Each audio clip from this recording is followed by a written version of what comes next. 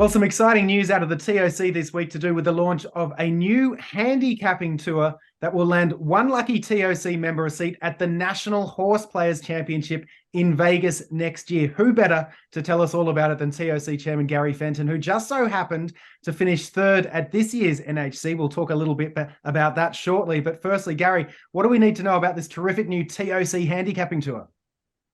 Well, as many of our members remember, we did contests at Del Mar with the winner getting an NHC seat, and we decided to revamp and call it a tour and play 6 contests throughout the year. They won't be on track; they'll be online, and it all kicks off April 29th at Golden Gate Fields for Gold Rush Day, and we're super excited about it. There'll be 6 contests throughout the year. The top 10 finishers will all come back. It's what we call a giant final table on opening day at Santa Anita Park on December 26th, with the winner getting a seat to NHC 2024.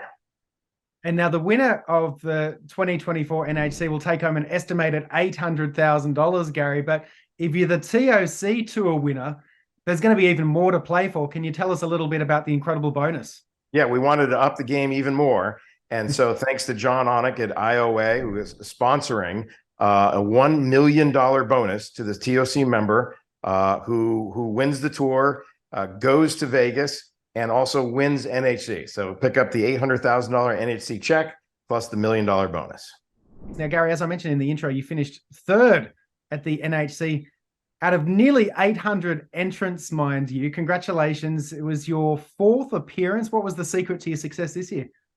Well, I mean, you have to handicap 53 races, so there was a little bit of luck involved. It was a long weekend. It was a great weekend, a memorable weekend. One I'll never forget, and one I hope that the TOC representative next year can experience as well. Well, yeah, certainly. Let's hope that they make it all the way to the final table like you did, and you're third heading into the final day. Were you looking to go for broke and win, or with that much prize money on the line, were you just happy to sort of play it a little defensive and protect your position? There's different strategies to contest play, and I started with the just picking winners route, and I carried that all the way through to the final table. So I wanted to win. I was behind by a significant amount, but I was just, for those 7 races, just looking to pick winners, whether they were long shots or not long shots. I was in a good position with third. Third paid a lot of money. But you want to win, right? So I was definitely going for it. I picked a 17-1 shot in the last race that I really liked, and I did my best, and fortunate enough, finished third. All right, Gary. Well, based on your success at this year's NHC, what advice can you give TOC members who are looking to take part in the TOC contest and then hopefully make it to the NHC? Oh, I can one piece of advice: have fun. Playing in contests is incredible. It's a communal experience. When you're at the racetrack, you don't realize you're actually playing against everyone. That's what the odds. That's what parimutuel is. But when you're in a contest and you see the leaderboard and you see everybody's names, it becomes incredibly fun. And I just want everybody to have a good time.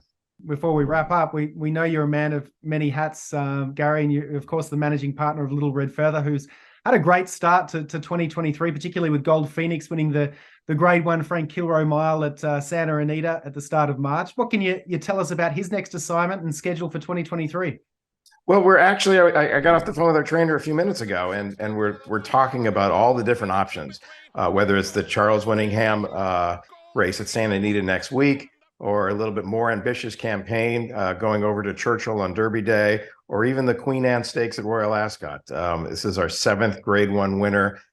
He's an absolutely incredible horse. He ran to the Breeders' Cup last year, and we're looking forward to a big year from him.